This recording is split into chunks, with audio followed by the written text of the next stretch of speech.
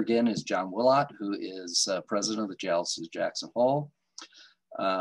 John has a bachelor and master's in geology, the first from UCLA, the second from UC Santa Barbara. He was hired by Exxon as a geophysicist in 1972 and spent his entire professional career with Exxon, holding lots of different jobs, places like Los Angeles, Denver, New Orleans, Houston, with the latter where he was the exploration manager for USA, Exxon USA. He's been a vice president of research for them, vice president of exploration North and South America, vice president of production geosciences worldwide, with employees on 6 continents. And I'll leave you to guess which the 7th continent, where that one is that he didn't have employees. He retired in July 2004 after 32 years with ExxonMobil. Yeah, he was a member of the Stanford University School of Earth Science Advisory Board for about 15 years. And most importantly for us, currently he is the president of the Geologists at Jackson Hole. Without further ado, I'd like to turn the floor over to and welcome John Willott. Well, thank you all for joining us this evening. I'm going to see if I can share my screen here. And as I'm doing that, I was watching the slides going by this before this started, and it dawned on me that I haven't renewed my dues. So thank you, John, for that little tickler to do that, and I will get it done tomorrow. Anyway, talk that I put together is talking about natural gas and the transition to renewable energies. It actually got started when they had the blackout out in Southern California back in August of last year. And it got me thinking about how do we avoid this and what are some of the challenges.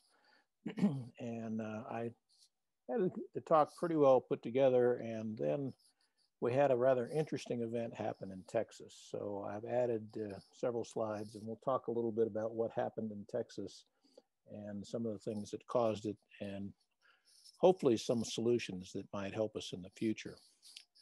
So, all right. There we go. So the overview, just to get us started, obviously we've been trying to reduce pollution both on land, sea, and air. In the air, we've had some good results. We managed to reduce SO2 out of coal-fired power plants years ago and reduced the acid rain because of that. A little more recently, we've changed the refrigerant in our cooling systems to keep from damaging the ozone layer, which protects us from some of the radiation from our sun. Our current focus is focused on CO2 reduction in our atmosphere to try to slow down the pace of climate change. When you look at the US, clearly the 2 largest emitters of CO2 are power generation and transportation. And I will talk about both of those in this talk. There's been a rapid push on the power generation side to both wind and solar as renewable sources that do not release CO2. And as we saw very clearly in Texas and in California, reliability has become an issue on these renewable grids. And I personally believe that the natural gas can add reliability to these grids and can be done with proven technology we have today. It also, natural gas could significantly reduce the CO2 from transportation, cars and trucks. And again, that solution is currently available, but not included or pushed on any of our policies.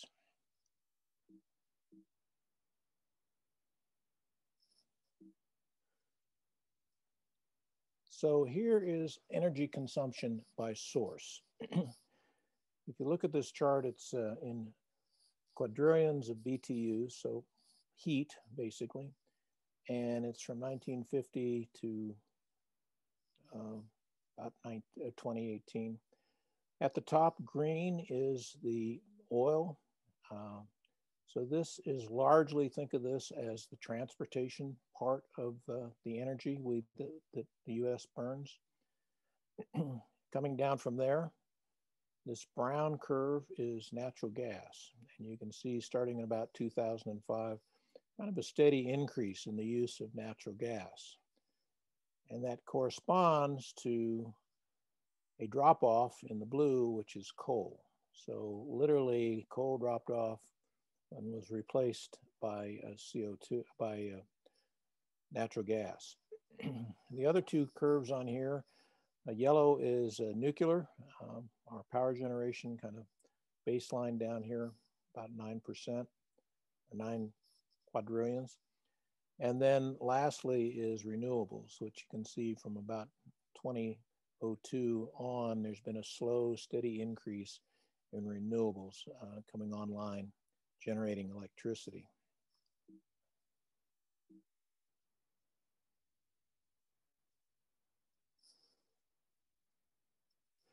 So the next question is, what is the CO2 emission from all these different sources? So this is a table all the way back to 1975 up through 2019, kind of the last good numbers I could find. And I've arranged this so we have coal and natural gas here. So think of this as our power generation, electricity generation. Then we have gasoline, diesel, and jet fuel. So think of this as transportation.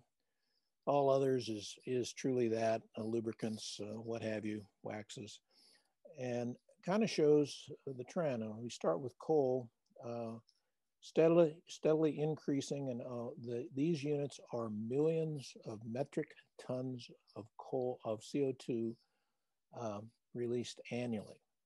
So if you look at this, in 2005, we released 2.1 billion tons of CO2 into the atmosphere. You can see that since then, we've actually been declining rather rapidly. Since 2005, in 14 years, we're down to basically half of that at about 1 billion metric tons of CO2 annually. If you look over at natural gas, you can see what's happened there. For a long time, we were about a billion metric tons of CO2 into the atmosphere. And then starting about 2010, we started increasing, and we're now at 1.7 billion tons. So an increase from back in here of about 500 million tons of CO2, while in the coal, we actually got an offset of over 1 billion tons of CO2. So significantly improved release of CO2 just because of this shift right here. Looking in transportation, gasoline peaked in 2005 and has dropped off a little bit since then, probably largely fuel efficiency of the cars. Diesels, not much change, about the same. Jet fuel, a little bit of an improvement with new planes back in 2005 and 10, but increasing travel, not so much last year into 2020, but through 2019, steady increase there. So if you look at overall, the US actually peaked in 2005 with about 6 billion tons of CO2 emitted to the atmosphere each year. And we've dropped that down to 5.1 billion tons. And I noted in here in green the 1990 number of 5 billion tons of CO2. And I did that because if you remember the Kyoto Accord, that was one of the very first accords in regards to climate change, the goal was to have each country try to get back to 1990 levels of CO2 emission. And you can see, but by the change that we did in coal and natural gas, that we have nearly achieved the Kyoto targets by that change. And we're down close to what we were trying to achieve. So just by some good changes, mostly economically driven, otherwise known as cheap natural gas. So in summary, if you look at 2019, as I said, we had emitted 5.1 billion tons of CO2, down from the high of 6 in 2005. Comparing 1990 to what we're doing in 2019 is about the same, and all the reductions are the switch from coal to natural gas. If you look at just the two sectors, power generation emits 2.7 billion tons, transportation 2.1 billion tons, or on a percentage basis, between these two, that's 95% of all the CO2 that the US is emitting in those two sectors. So those are two that we really need to focus on. So let's take a look at what's actually making up this, and let's look at a molecular level. So let's start off with what we used to burn, and that was coal. And this is a coal molecule. You can see it's a real hodgepodge of carbon rings and what have you here. The key things to look at is kind of what actually makes it up. And the thing you need to think about is most of the energy out of hydrocarbons comes out of the hydrogen. So when you look at this, we're getting our heat and energy out of 204 hydrogen atoms. And in so doing, we're releasing 270 carbon atoms, which mix with the oxygen, and all of a sudden we have CO2. So that's part of why coal has been such a polluter from CO2 emission. If we compare that with our transportation fuels and methane, here is the molecule for diesel, a long carbon chain of 16 carbons with 18 hydrogens around it. And if you think about it, from the amount of energy you get for carbon atom emitted, what you find is diesel is about twice as clean as coal in energy per carbon atom. You come down to look at gasoline, here we're at 8 carbons for 18 hydrogens, so we're getting progressively better. We're about 2.5 times better than coal. And then finally we come down to natural gas or methane, 1 carbon, 4 hydrogens. So basically on the ratio, we're 4.5 times better than coal. So you can see that shift makes a huge difference in CO2 emission. And that's part of why we've gotten back to the Kyoto levels. So the obvious question about moving to natural gas that you all should be asking is, well, how much do we have? When will we run out? And so I took a plot here from the EIA, Energy Information Agency. It goes back to 1980 through about 2018. And this is proven reserves of natural gas. To be on this chart, there has to be wells drilled, or you have to be able to correlate the wells that are drilled and producing natural gas to come into the proved reserve classification. It gets reviewed by the Security and Exchange Commission. So we were running along at about 200 trillion cubic feet of natural gas and proven reserves. At about 2005, we started this steady increase up to where we are now, which is about 500 trillion cubic feet of gas in reserve. And this increase in slope is largely due to the horizontal drilling and fracturing that they've been going for oil, but they're also, like in Pennsylvania and other areas, getting a lot of natural gas with it. So we've increased significantly our reserves to where we now have a 90-year supply at current rates.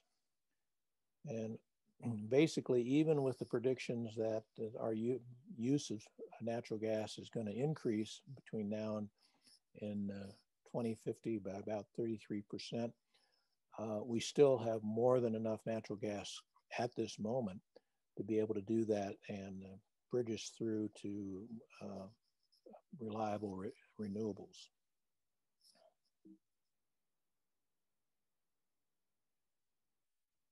So now let's focus in on electrical generation and look at it on a state-by-state level. I've listed the top 10 states here. I've listed them on this chart by the amount of renewable electricity in gigawatt hours that they actually produce, and in their total electricity, again in gigawatt hours, that they produce in their state. And Texas, as in all things, if you just ask a Texan, of course, is bigger and better. And you'll see that they're the largest producer of electricity in the United States. And they're also the largest producer of renewables. If you look at these numbers, they are actually producing currently 18% of all renewable energy in the United States.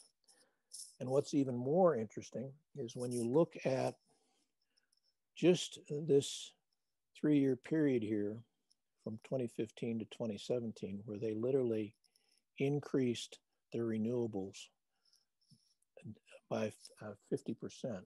And in that period of time, they added 24,000 gigawatt hours of renewable electric energy. And that is more than all the other 9 added together. And so clearly they had some interesting policies that influenced that. And Texas, by and large, their renewables are coming from wind, and the wind is largely out in West Texas. And we'll talk a little bit about some of the policies they put in place to kind of get this kind of growth, which has been sustaining. It's continuing to grow. California, also a big producer on a percentage basis.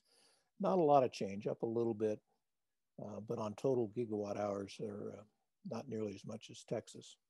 And you can kind of look at all the rest of them down there. So now let's actually stop and dig in to what on earth happened 2 weeks ago in Texas when basically the power grid nearly cratered.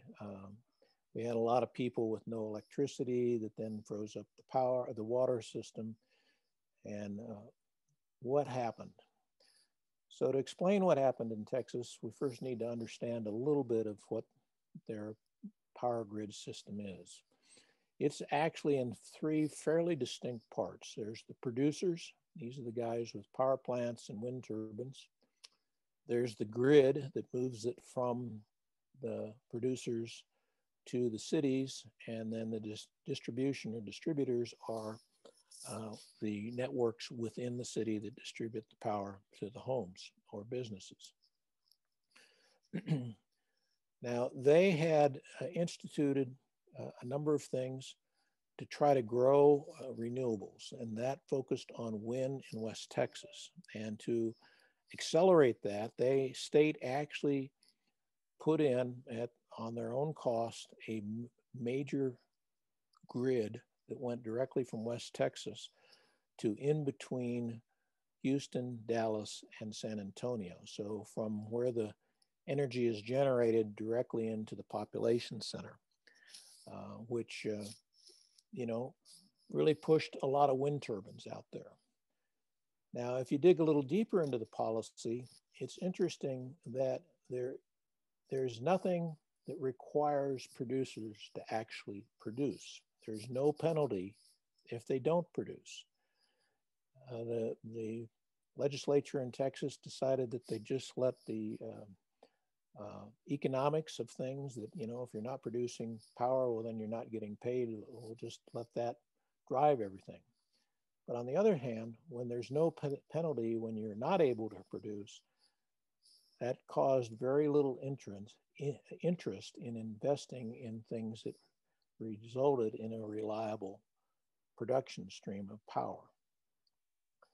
Now, what actually set the stage for what happened a couple weeks ago is the producers that had a lot of the major thermal coal-fired, natural gas-fired, and nuclear power plants were doing maintenance on those base load plants, a number of them.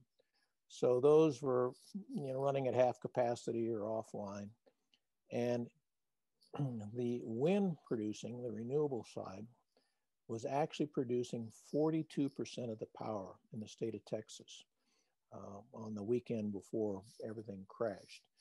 So clearly, with about 20% of the total capacity, this was really running pretty strong. Then the weather came in, cold rain, and then freezing temperatures, which ended up freezing the turbines. And rather quickly, they dropped from 42% down to 8% coming from the wind farms in West Texas. Well, the grid operators immediately contacted everybody and said, hey, we need to cycle up natural gas and coal best we can. Nuclear was kind of running steady at the time, but they needed to pick up the load. Well, as they did this, the weather was extremely cold, and the natural gas that was going to the natural gas power plants and the backup generators, the supply began to drop. And when you actually dig in and why on earth was the supply dropping? From a gas well, wherever it is in Texas, from the wellhead over to something we call a heater dryer. It's usually about 10 to 15 feet away from the wellhead, is the flow line where the gas comes out of the ground, goes over through this heater dryer. Natural gas coming out of the ground does have a little bit of moisture in it, a little bit of water. And the reason that immediately goes into that heater dryer is to get rid of that water so that in the main trunk pipelines, it doesn't freeze up. Well, quite frankly, those flow lines from the wellheads started freezing up. And so the actual gas supply began to be dropping shortly after the freeze hit. They also did another thing on their main gas pipelines in Texas. They converted, initially when the main trunk lines were put in, they had natural gas powered pumps.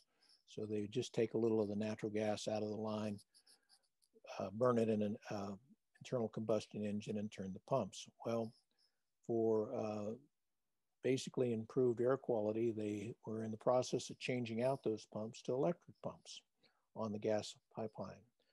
Unfortunately, when the blackout began to hit everybody, it also hit the pipeline on electric pumps. And so literally the pipeline significantly reduced the capacity that was coming into the power plants. And even the nuclear power plant was hit by the freeze. And this is all the way down in South Texas, but it got so cold down there that one of the two loops, the loop that carries the water through the heat exchanger. So it's not the radioactive side, but it's through the heat exchanger where it makes steam, then goes into the turbines that generate the electricity that comes back out, cools down, and then is pumped back through the heat exchanger. One of the pumps on half of the nuclear power plant froze up, and they lost that capacity as well. So at the height of everything happening that week, 34 megawatts, or a third of the production in Texas, went offline. And most of it was this thermal, due to all these various things that we talked about happening. Now, I'd love to say that this is a freak event and, they didn't know that this might happen. The fact of the matter is that they had freezes of about the same intensity as temperature, but of shorter time period. One was back for a couple of days in 2011 and one day in 2014 and 2011. As a result of the 2011 event, there was actually a whole list of things that were put out that needed to be done to improve the system. I would love to tell you that a lot of those were implemented. Unfortunately, they were not. So that's part of why we ended up where we were.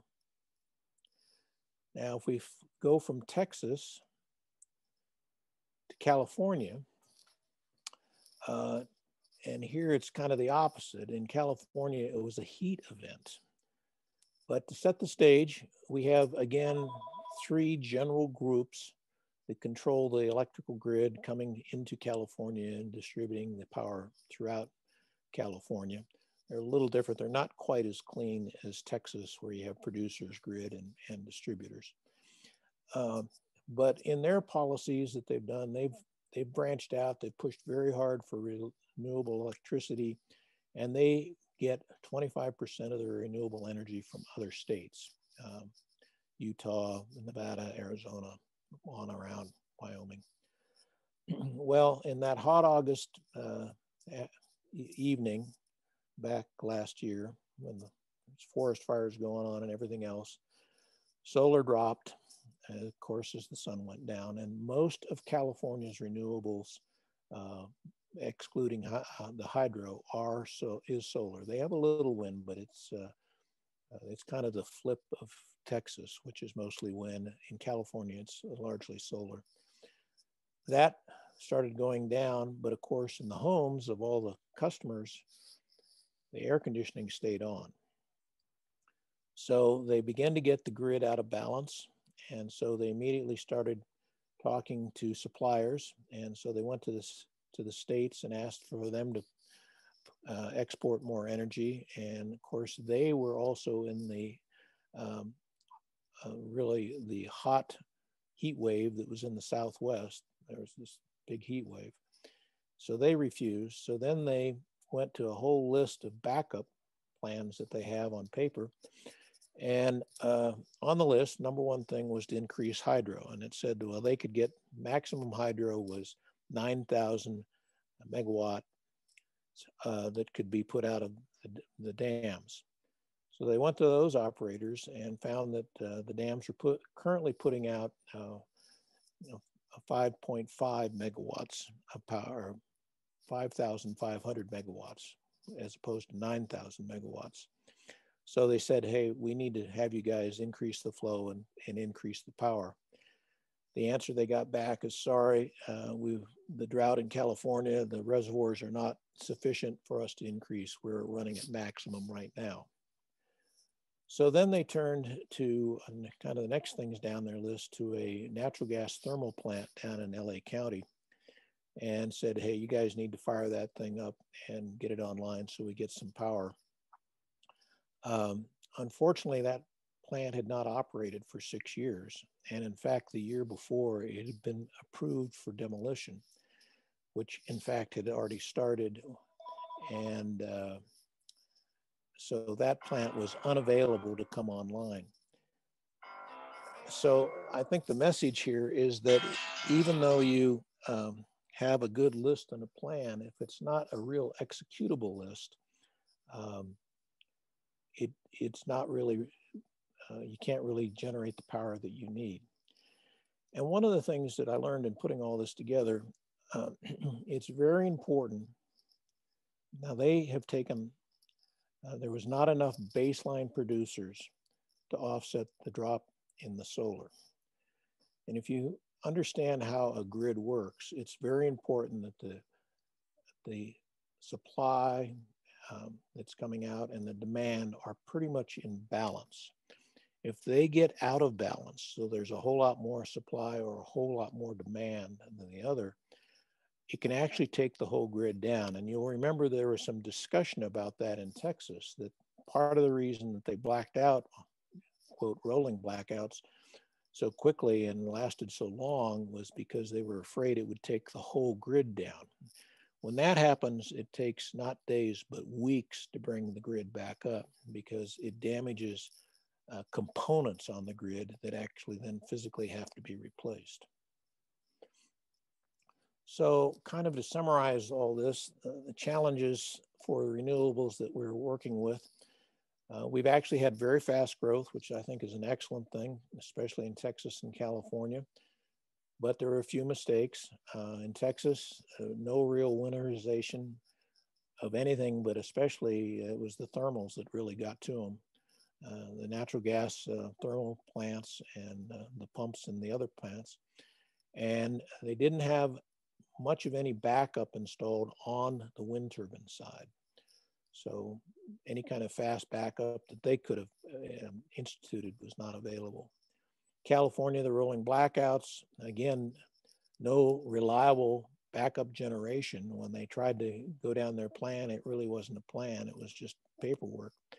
And it also has resulted in the way they've been doing their policies has resulted in higher costs, which I'll show you in just a second. The policies for renewable energy have all been worked on, and states have tried to do things to encourage renewable energy. And what we see now is when they're stressed, those policies do have some flaws. This, I pointed out, no penalty for not producing, and winterization is not required, which on the plants. The 25% coming out of state where you may or may not get it, I would say is a question, and clearly their backup plan is not worth the paper that it's on when they don't even know that the plant is scheduled for demolition. The other problems we have in renewables is, as everyone knows, there's no large energy storage systems currently available. And when wind and solar are susceptible to weather and you're trying to keep the grid in balance, you need to think about how do we replace the full amount of energy being generated by these renewables.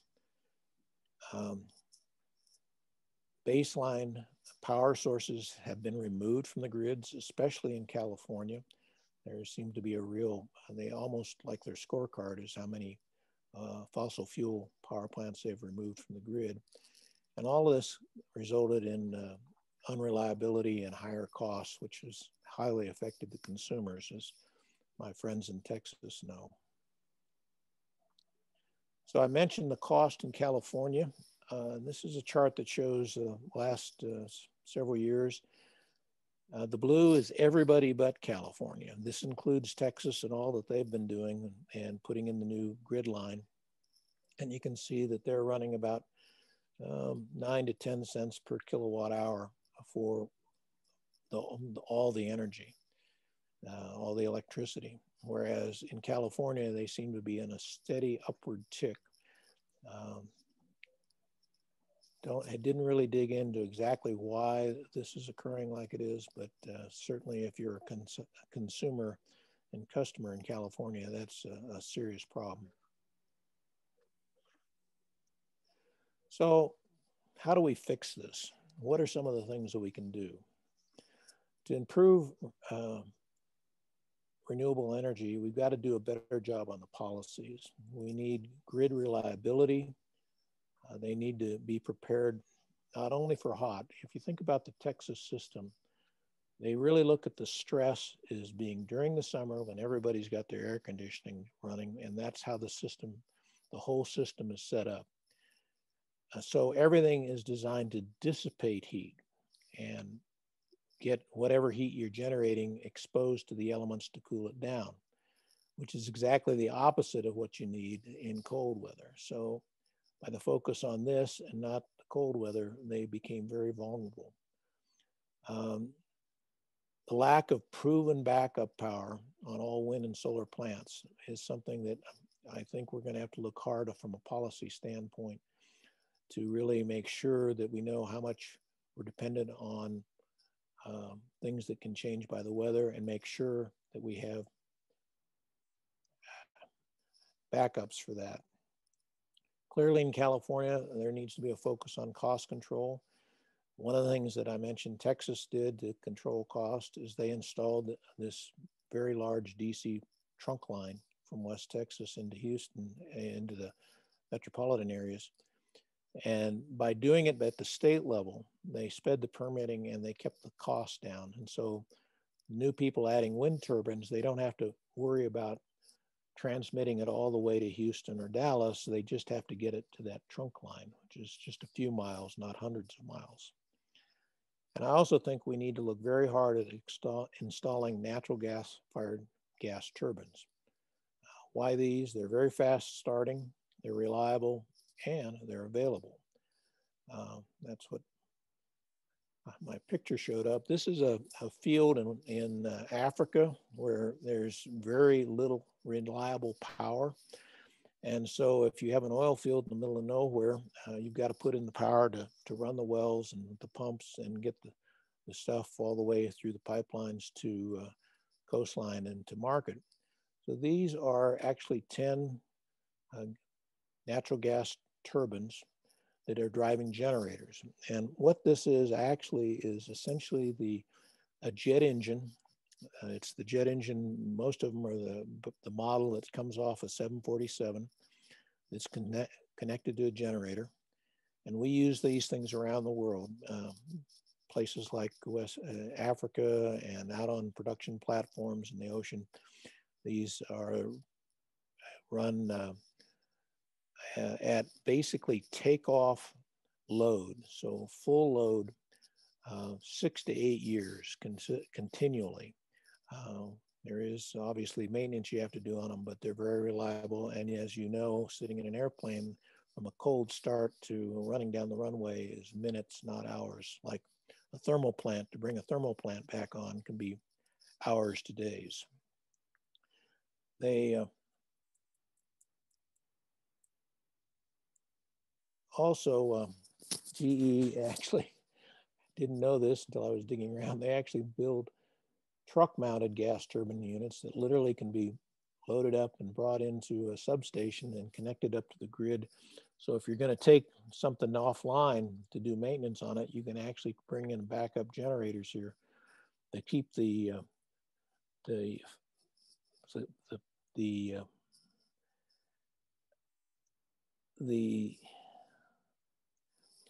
bring the power into the network and keep the whole grid functioning. So now I want to leave electricity and talk a little bit about the other curve. Basically, we've talked about electricity. So these 4 curves down here that are doing the power generation of electricity. Now we're going to come up and talk about transportation, this green line, which is 47% of the CO2 emission. So I believe there's a natural gas solution for transportation. It's not well advertised, but trucks, cars, and buses can run on natural gas. Usually it's compressed natural gas. Both gasoline and diesel engines, the ones you have in your car, can be converted to run on gasoline, on compressed natural gas. And currently more than 175,000 natural gas vehicles are on the roads in the US today. And worldwide, there's 23 million. In fact, if you go to Australia and you get a cab, it's going to be powered by natural gas. You open the trunk and here's this tank in the trunk of natural gas. In the US, there's 1,600 compressed natural gas filling stations, and there's home refueling stations available as well. So in other words, if you think about an electric car where they talk about plug-in electrics, where you can pull your car in the garage and plug it into on the little charger on the side of the wall to refill your batteries, the exact same thing. If you have natural gas delivered to your home, you can have a compressing unit that can pull the car in and fill the tank up during the night. Cost of converting a car pickup from gasoline to natural gas, it costs about $6,000 to $10,000 to do it. And we live very close to an area that has quite a fleet of converted cars, and that's Salt Lake City. Because of their very bad winter pollution, they have pushed very hard, and a lot of the vehicles in Salt Lake City run on natural gas. Now, when running natural gas, there's actually fuel saving from the cost of the fuel itself between $2,000 and $5,000 per year. Depends on what the mileage is. If you get really good mileage in your car, you only get about a $2,000 savings. If you're driving a pickup truck that burns a lot of fuel, you can get up to $5,000 per year savings. And it also is dependent on how many miles you drive.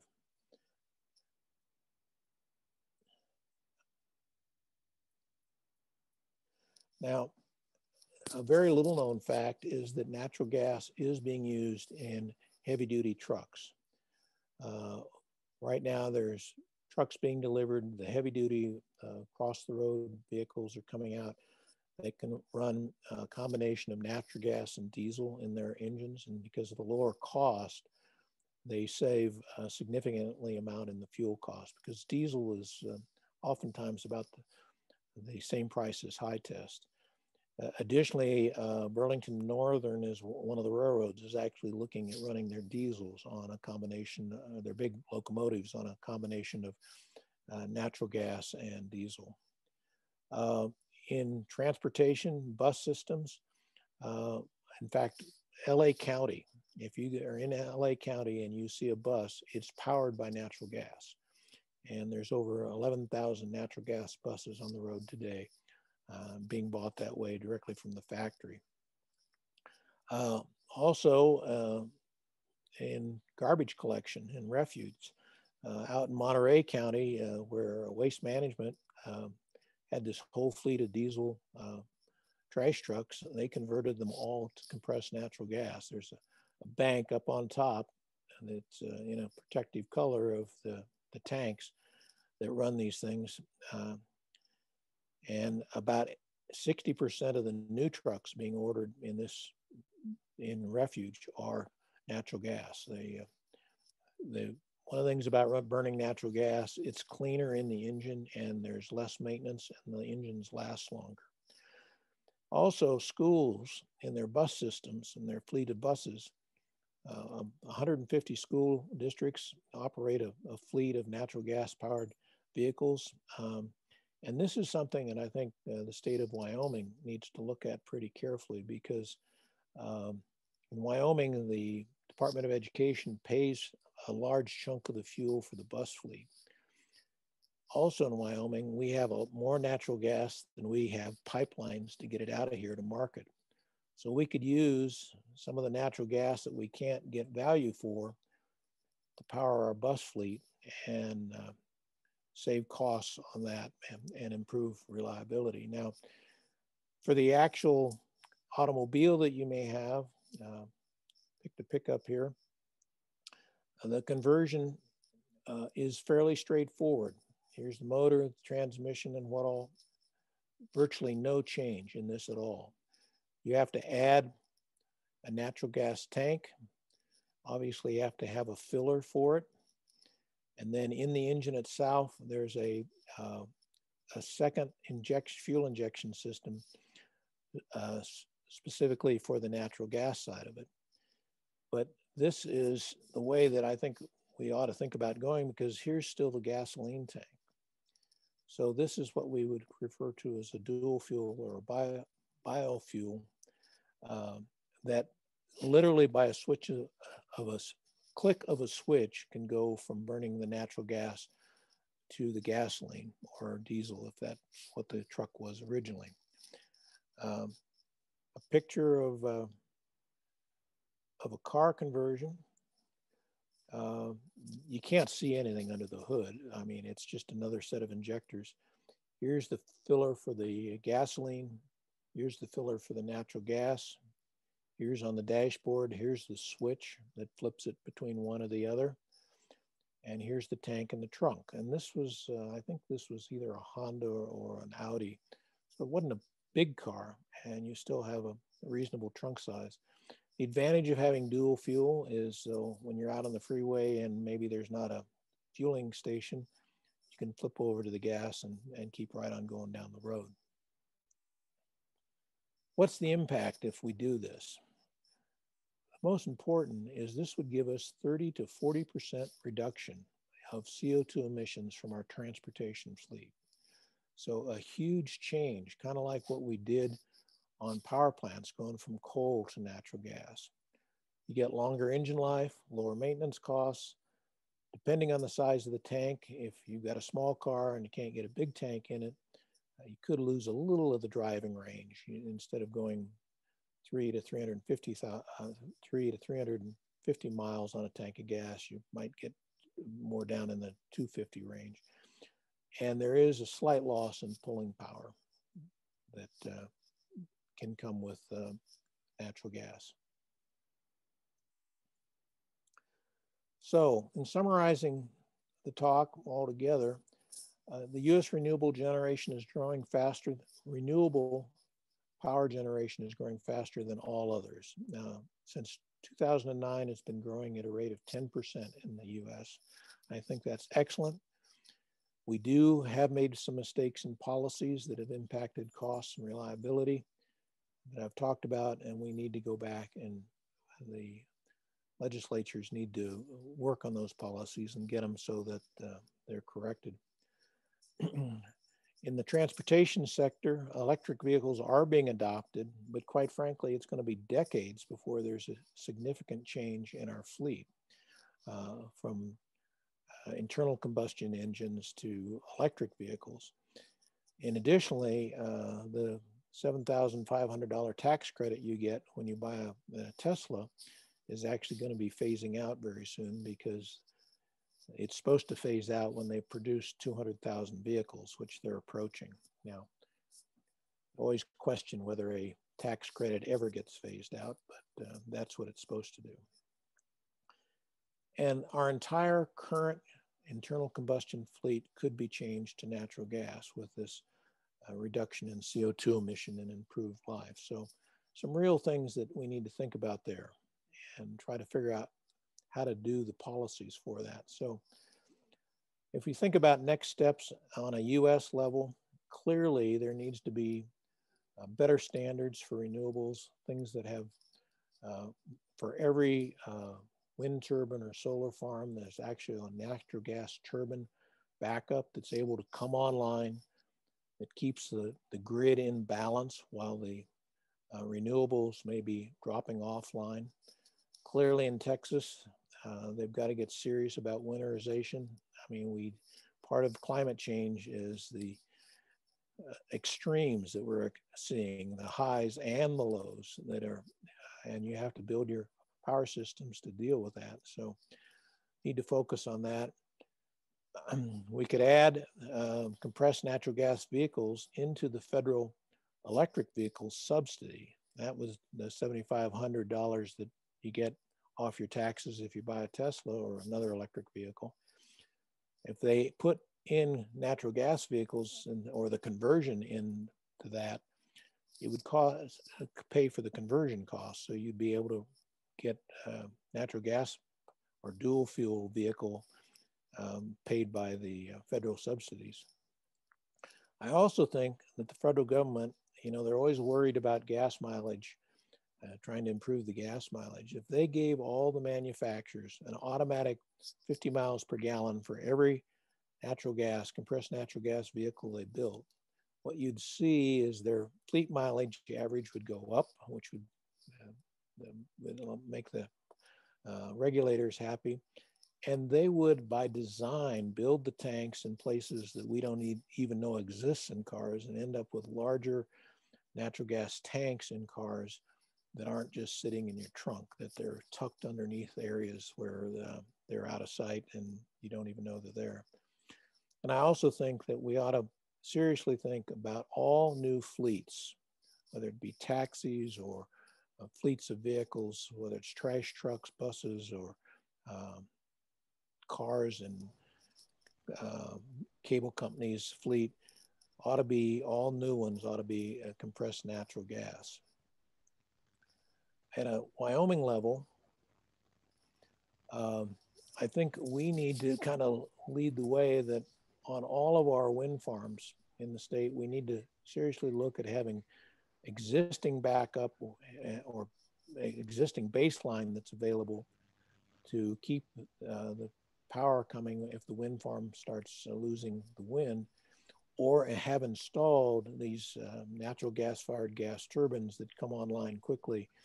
So as the wind is going down, the backup power is coming online and the consumer does not see any impact on the grid. Mandate all new fleet vehicles be compressed natural gas.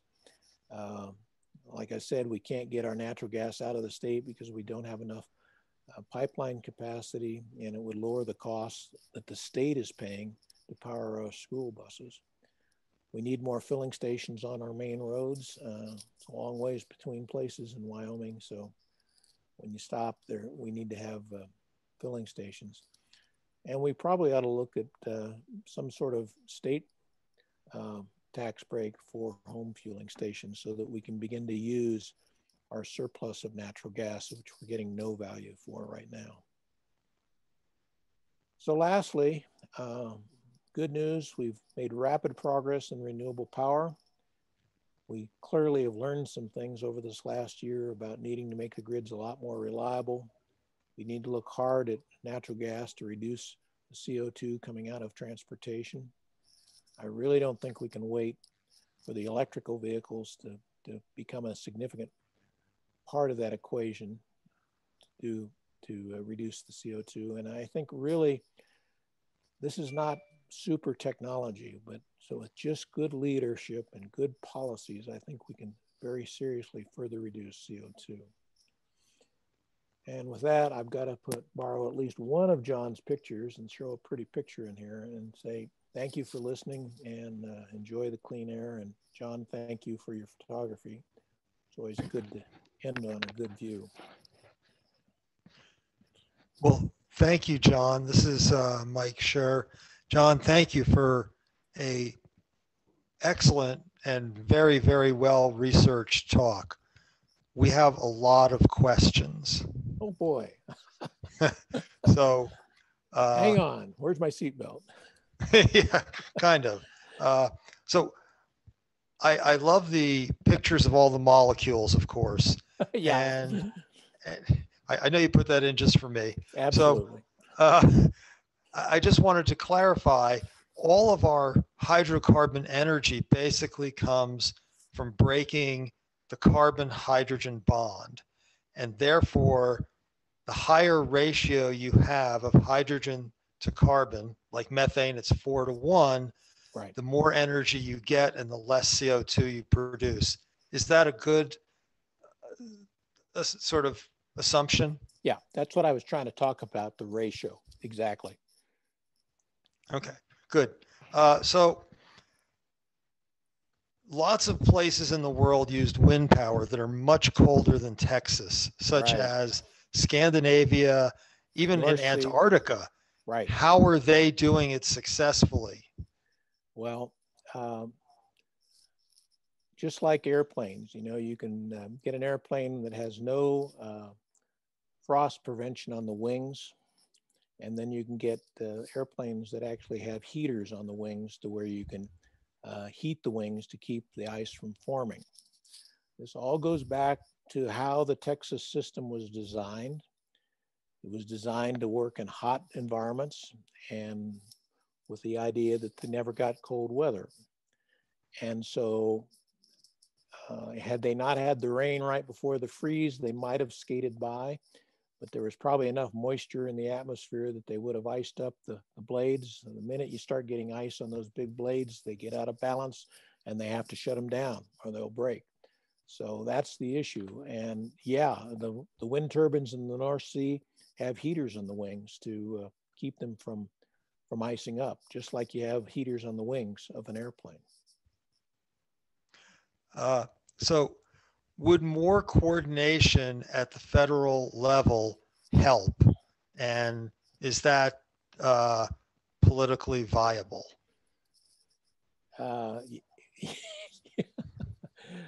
I think yes. To the first question, political viable, I'm not going to get into politics. Who knows?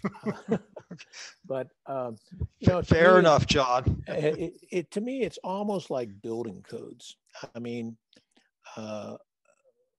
in Florida, they kept having these hurricanes go through, and the entire roof systems were ripped off the homes. And they finally got looking at them, and the contractors are putting the homes together, and there was nothing but a few nails holding the roof rafters onto the walls of the house. And so they changed the building code so that now there's actually straps that have to hold those roof systems on so they don't blow off in a hurricane. Similarly, around here, our homes are built, the newer homes are built with earthquake codes. So I think having good codes. I mean, there's no point in putting in stuff without winterization, because winter does come to everywhere. And when it completely knocks off your system, it's a price that I don't think the consumer wants to pay.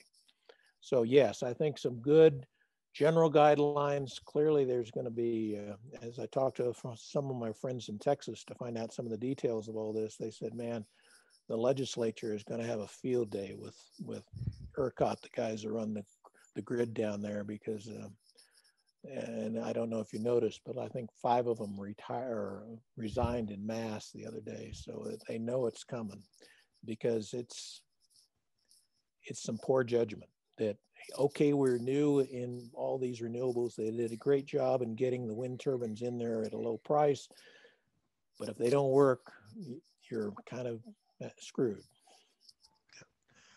So this is a question from a petroleum geologist. Are the 90 years of proved natural gas reserves really economic?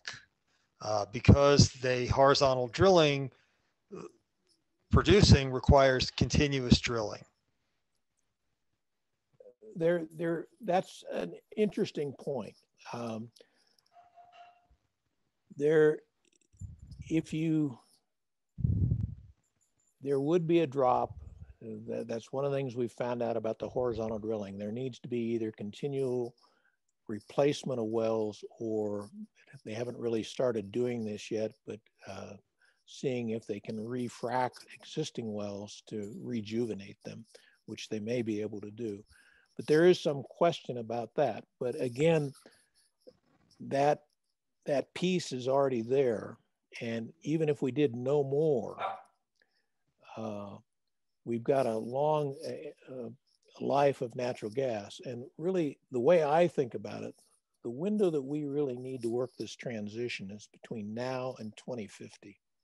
I think by the time we get to 2050, we'll have figured out really good, reliable, renewable systems, and both the demand for natural gas power supplementation and that sort of thing will be down.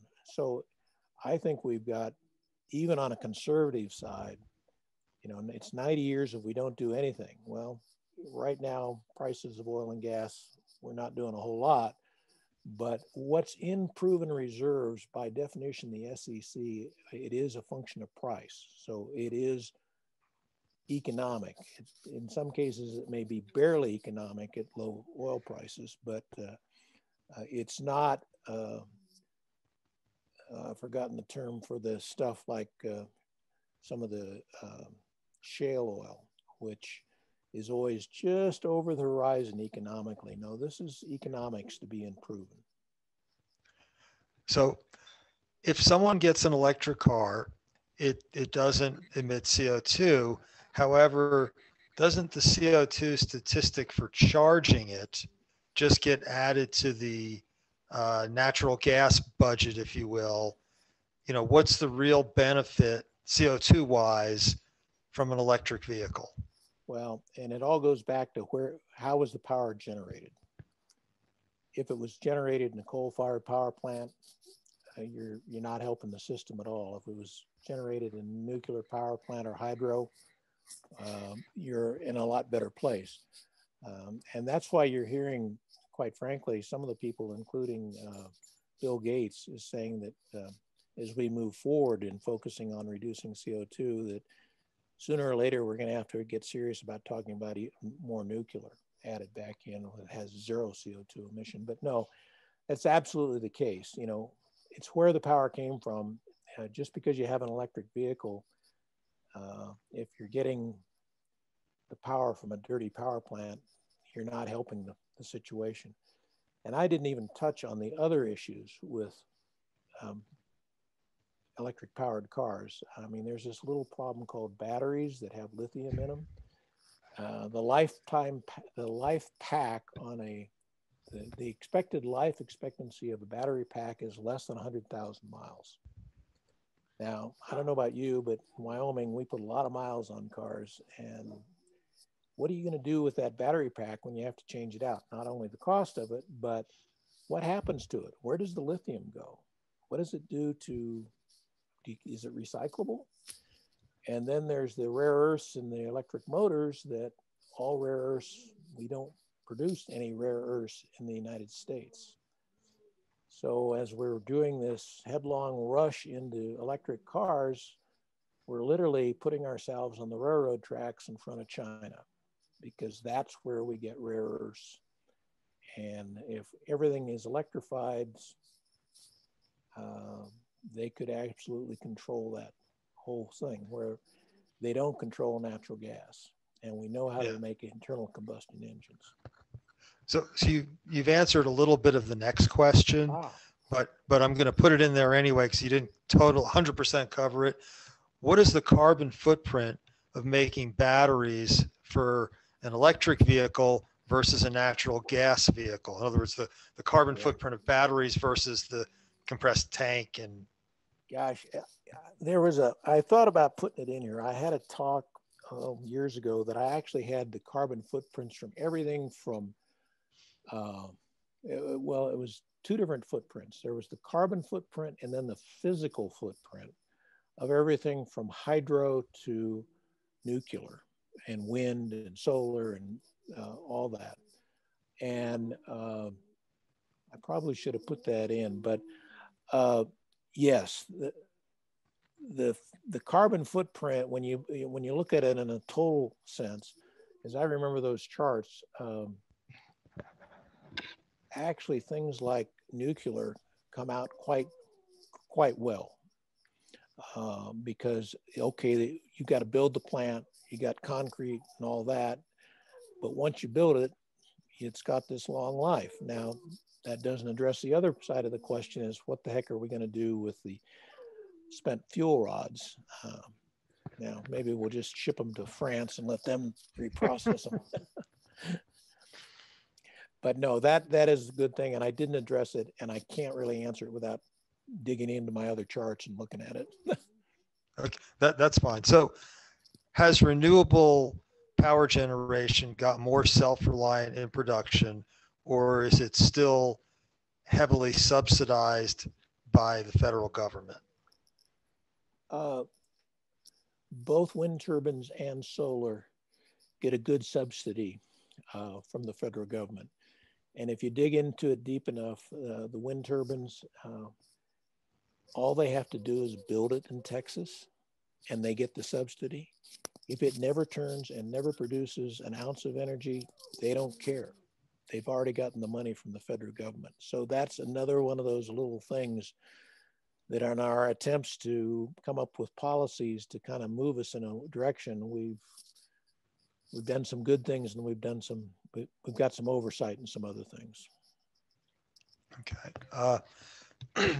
Assuming we had the money, which is always a big assumption. Yeah. What is the potential of building a grid in Wyoming that combined natural gas, nuclear, wind, and solar, and then could distribute the electricity to the places where it's used, intermountain states, Midwest, West Coast? Start that question again. I want to get the sense of how it started. Assuming we had the money to do this, what is the potential of building a Wyoming-based grid that combined natural gas, nuclear, wind, and solar sources, and then distributed that electricity to the customers in the intermountain states and also the Midwest, the places where it's really used? Right. There's actually a fair amount of that beginning to happen right now. In other words, everybody knows who lives in Wyoming that we have a lot of wind here. And one of the things that we've done is initially we were very concerned about having to have a power grid all the way from Wyoming to California. And then it dawned on the guys developing the wind turbine farms that, well, all you got to do is get it to a coal-fired power plant. And so then they've already got the power grids going to the distribution side of things. And then the other thing that the wind farm guys have done here in certainly around Cheyenne and in Medicine Bow is, because of the proximity to excess natural gas, they have installed these big gas turbine generators at the substation within the wind farm. So so what you don't want happen to a grid is you don't want to have big abrupt changes where the wind just goes flat, like you're out sailing your ship and it just suddenly you're in dead water. That really disrupts a grid. If you can, whatever you do, do it gently and allow time for other things to come online, your grid is much more reliable. So what they've done is actually put on these natural gas-fired gas turbines so that they can replace the completely CO2-free energy with the very best fossil fuel generated energy on the grid. And we're still replacing the coal-fired power plants by using their grids. So and I think, I know INL over in Idaho is talking about modular nuclear reactors. I think Wyoming is clearly in a position of trying to figure out how to fill in a huge hole by the loss of coal. And I think the folks the people in Cheyenne that are saying, well, we just need to wait for coal to come back. I'm here to tell you, as an oil and gas guy, it ain't happening. It just is not going to happen, folks. And we need to get on with figuring out how our economy works without coal.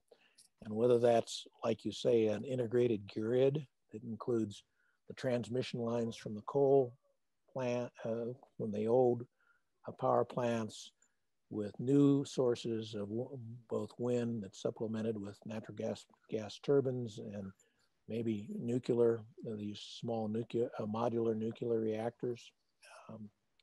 I think there's a possibility there that we need to look into. So many people are prefacing all their questions with excellent presentation. So I wanted to include that feedback.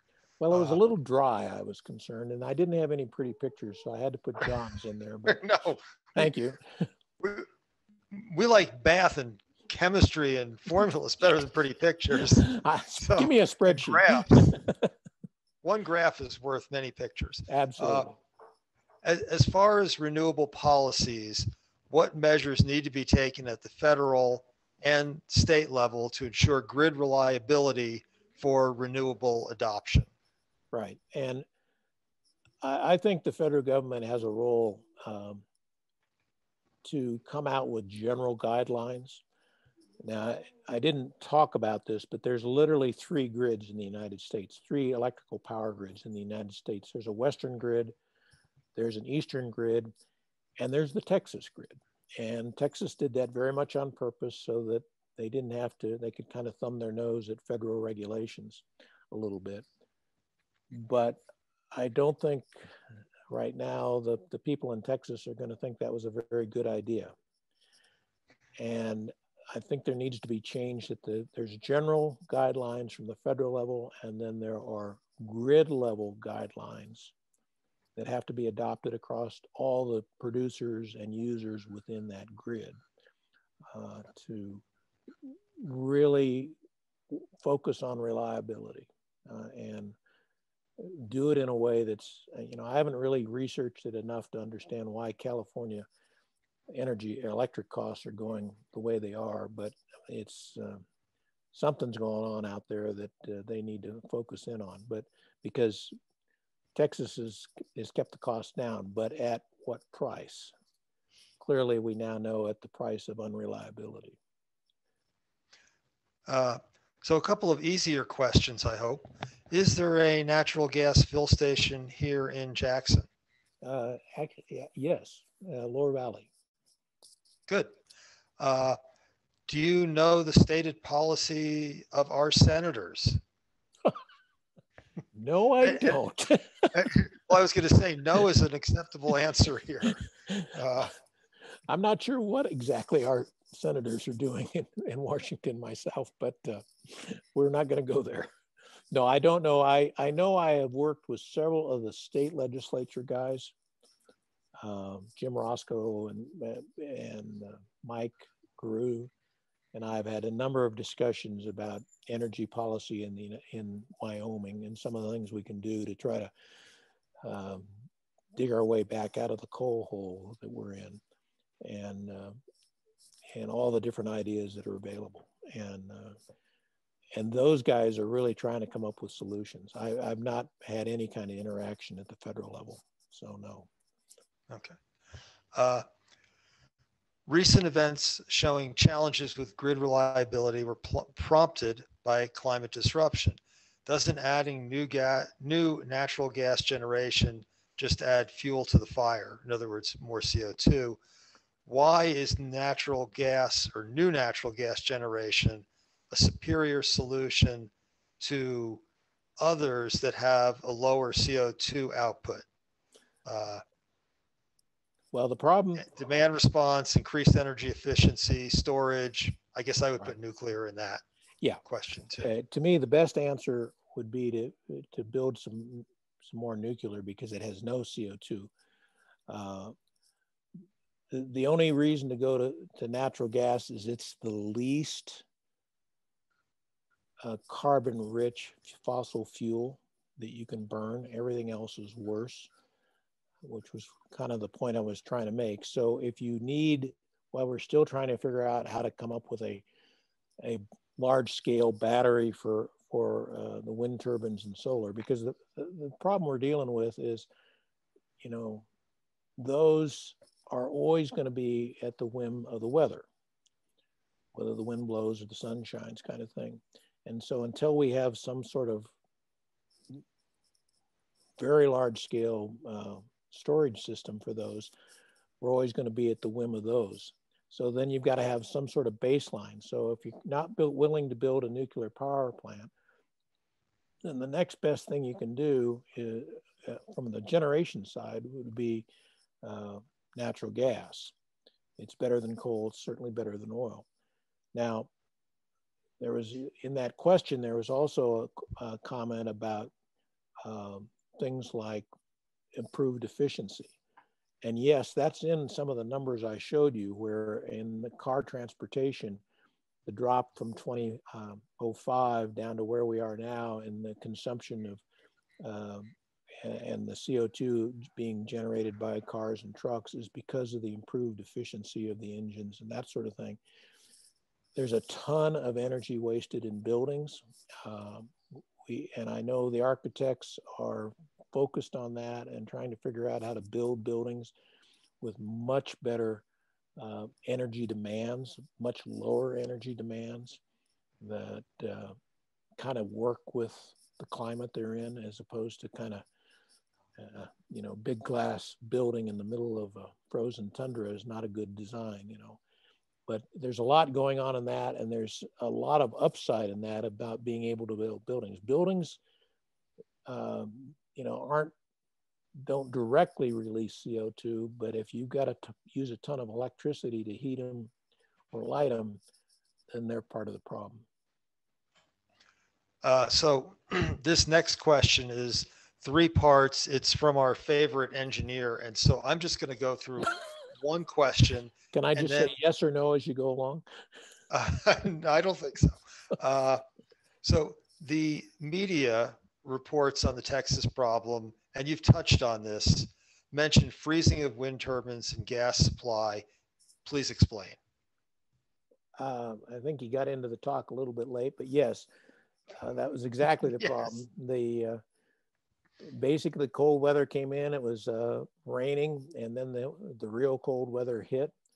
And so you had wet wind turbines, and then the blades with the cold weather begin to freeze up just like airplane wings. And as soon as you start building ice on those turbines, you've got to shut them down because the vibration in the blades will destroy them. So that gets shut down. And then the natural gas, I mean, I was stunned when I realized that they've been busily replacing the pump motors that used to be natural gas driven internal combustion motors to turn the pumps. So all they had to do is siphon a little of the natural gas off the pipeline to turn the pump. into electric motors, which makes you completely dependent on the electrical grid, which I don't want, the natural gas grid to be dependent on the electric grid. That's not good planning in the base case. And then just on the thermal units, which, I mean, again, in the numbers I was showing there, that most of the problem was in the old guard thermal units that, again, didn't have the winterization built into them. And those went offline, were more offline than the renewables.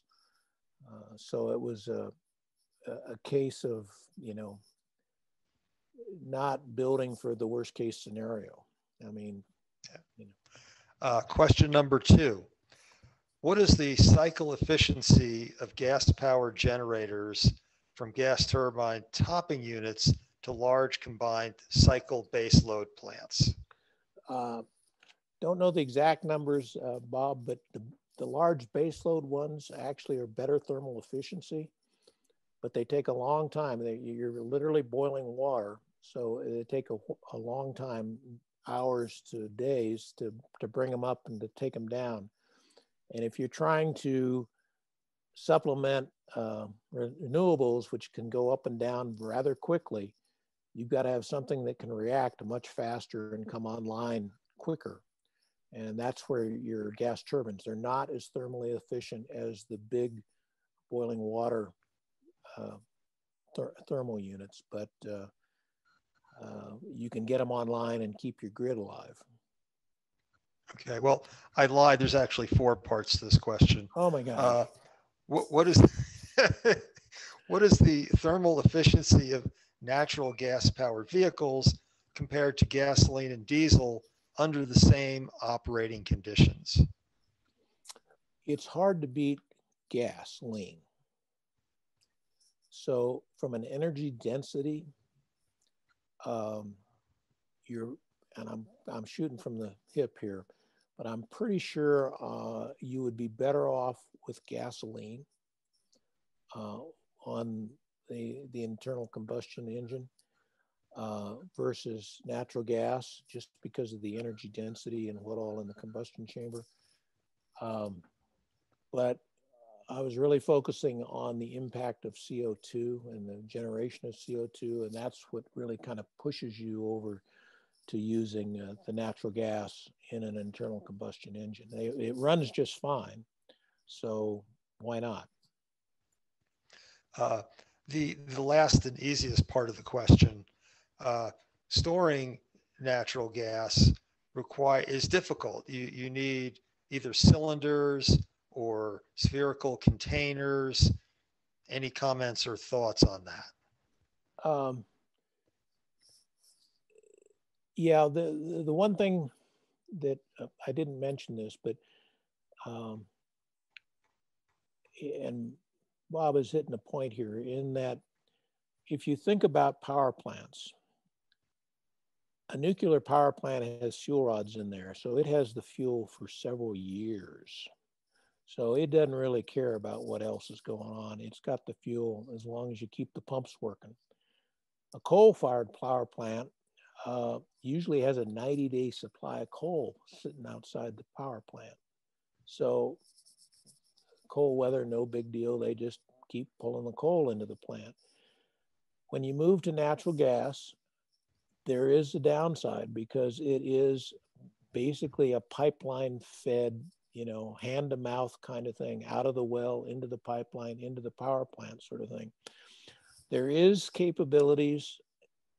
There is, in addition to what Bob mentioned, the tanks, which, we use for propane and all the other things, but there is in-ground storage, where you can, natural gas is stored in old gas fields. That is another place where you could store significant amount of gas. And there's plenty of old gas fields around that, certainly in Texas, where they could store that. Now, if they put in pumps to get it out of there that are electrically driven and not winterized, they haven't gained anything at all. Well, a couple more Bob questions, but they're good questions. So, yeah. He's known for good questions. Yes. So how long do the wind turbine blades last? And what do you do with them afterwards? Can they be recycled? Do they just get trashed? Do we even know yet? I don't know. I do know that they're largely made out of polymers and fiberglass kind of stuff to keep them very light. I have seen, if you go on YouTube, you can see some wind turbines self-destruct when one of those blades gets destabilized or delaminates. It was, error in manufacturing. But yeah, at least when you're trying to recycle wind turbine blades, it's kind of an inert substance. You can probably grind it up and put it in concrete or something if it's just fiberglass and polymers. You've got a whole different issue when you start talking about photovoltaics on your rooftop. How long do those panels last? And what's in them? And how do you dispose of it? I've heard that there's stuff in there that you don't really want in a landfill. I've heard they last, on a good day, maybe 20 years. And it's kind of like my point I made about the battery packs in a Tesla. They're less than 100,000 mile kind of lifespan on them. And us folks in Wyoming put a whole heck of a lot more miles on a car than 100,000 miles. And we don't have to change out the motors usually. So we need to think holistically, absolutely, as to, what do you do with this stuff at the end of its life? Is it recyclable? What is it? We thought there is a recycling process for nuclear fuel rods. We haven't wanted to spend the money to be able to do it. We can go to France and they can do it, but it's billions of dollars to be able to do that. What's it going to cost to recycle batteries? Can they be recycled? Those are all the kinds of hard questions we really need to grapple at this. And that's why I actually feel better of saying, hey, I know how an internal combustion engine works. I know how to recycle it. I know what it does if it ends up in the trash heap. And oh, by the way, I can run it with natural gas rather than gasoline or diesel. And I can do that for the next 20 years while we're figuring out how to work with batteries, as opposed to just go headlong into saying batteries is the answer, and we don't really know the full life cycle. Yeah, and we've had a couple of comments answering that, and wind turbine blades basically go into the trash. They're not currently recycled. There's a push to do that. There recently was an article saying, well, let's just put them in our coal pits in Northeast Wyoming and fill them back up. And that will complete the cycle. So the nuclear energy, can you talk about spent fuel and what someone's basically asking, what is the role of that and what does that even mean? All right. Well, spent fuel rods are, well, let me give you a few of the things that I do know about all this. I've heard it explained that if you took, we had a maximum, I think it was 110 nuclear power plants in the United States running maximum at one time. Now, a few of them are offline, and I think we're in the 90s now. And they've been running since certainly the 60s or 70s. If you took all the spent fuel rods out of all those power plants and started putting them on a football field, you would basically just occupy one football field. And it would be about 6 feet high. Now, if you recycled those, it would end up in the end zone. So when you actually talk about what's the volume of the stuff, it's actually a pretty small volume. The other piece of it is that a spent fuel rod, a fuel rod is not highly enriched like a plutonium bomb or something like that. That fuel rod, I want to say the numbers are like less than 10% of the radioactive material in it that generates the heat. And when it's spent, it goes from, you know, about 8% down into the 2 and 3%. So there's still some in there, but you're not dealing with, you know, like plutonium. That doesn't mean that it's not dangerous.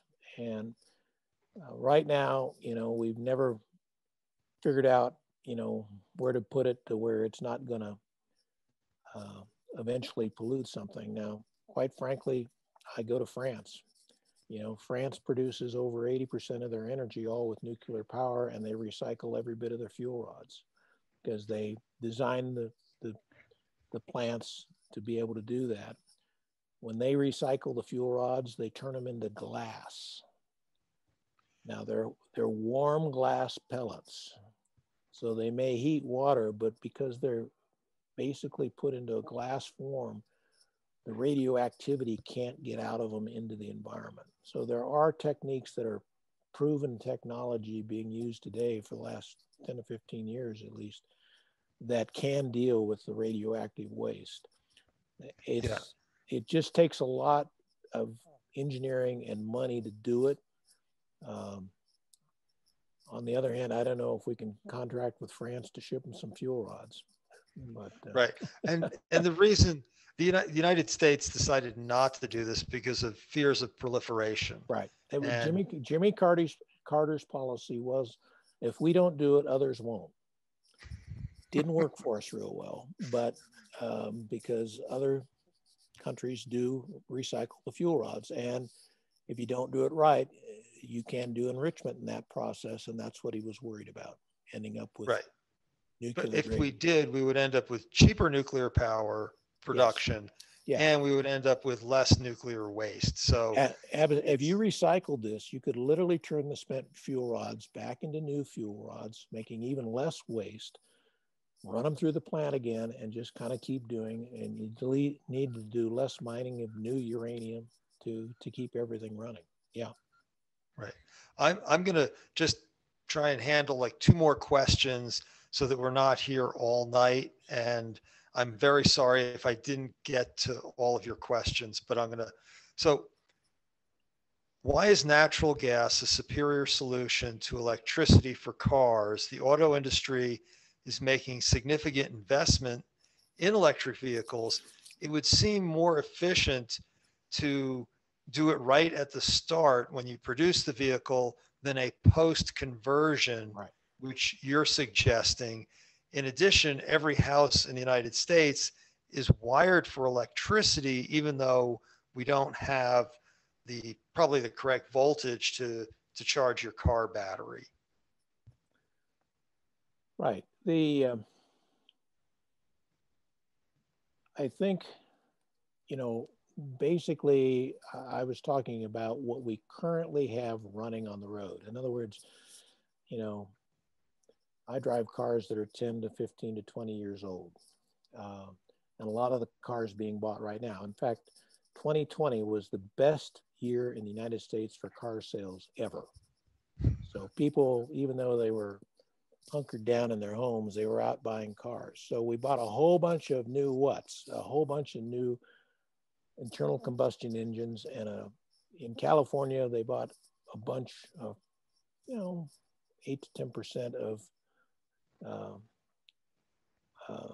battery powered cars. Now, if I was Daimler or GM or one of the big manufacturers, in addition to one of the reasons they're looking at batteries and electric cars is when you look at the whole system mechanically, what it costs to produce that car, you have one moving part, the electric motor, maybe it's a little transmission, versus a standard internal combustion engine has a couple thousand parts in there moving.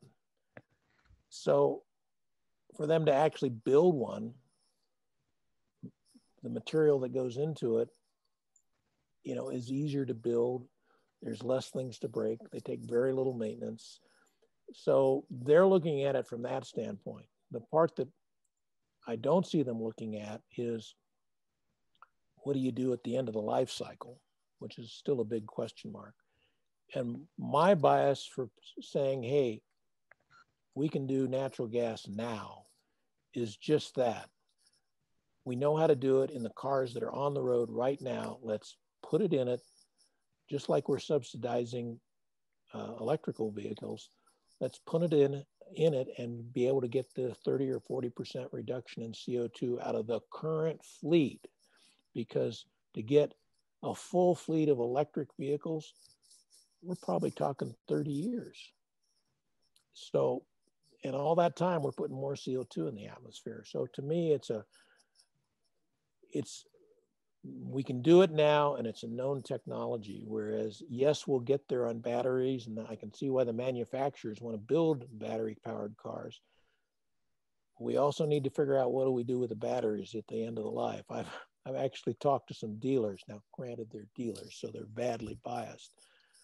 But in some states, if you have to repair an electric car, you have to have a special compound to put it in, because the battery might explode and a whole bunch of other things. Now, all that's kind of fear of the dark, but it's known versus we think we know, but we're not sure.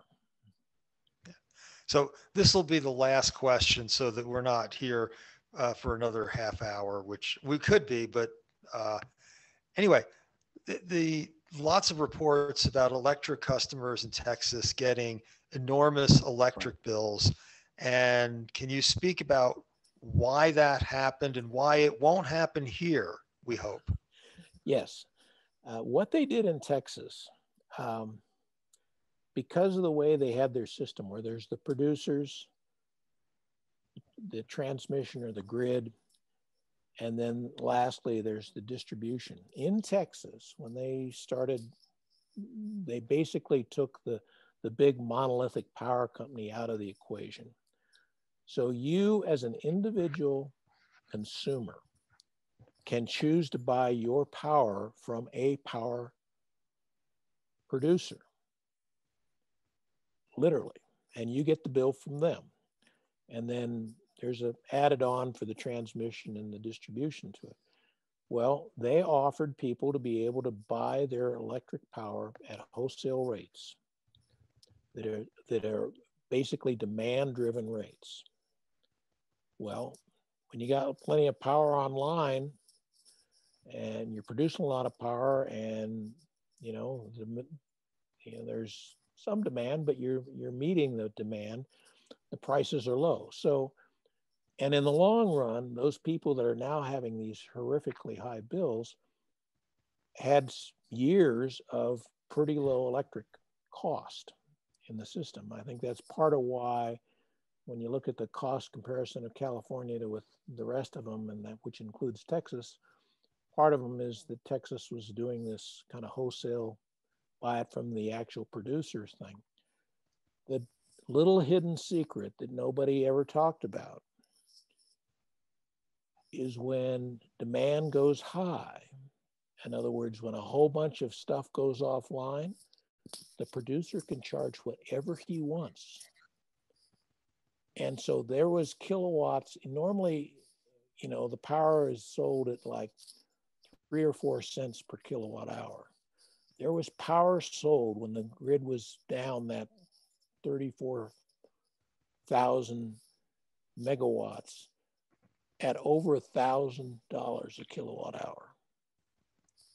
Now, your home burns kilowatts, and that's part of why, and obviously nobody read the fine print, or when they explained it, they made sure nobody understood it. I don't know what's in there, but on one side, they were getting a better deal over the long life, but they were put themselves in the position of, when it spikes, guess what?